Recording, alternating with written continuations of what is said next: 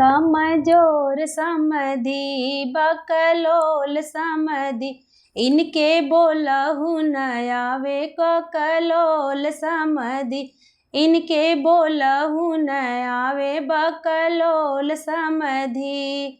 समधी खैने लावा इनके देहि भइल हवा, कमजोर समधी कमजोर समधी, इनसे माड़ाओ नाही ले कमजोर समधी, इनसे माड़ाओ नाही ले कमजोर समधी। समधी कैले पूड़ी इनके मुँह भइल धुई, कमजोर समधी बकलोल समधी, इनके बोलहु न आवे कमजोर समधी, इनके बोलहु न आवे बकलोल समधी, इनसे माड़ाओ नाही ले कमजोर समधी।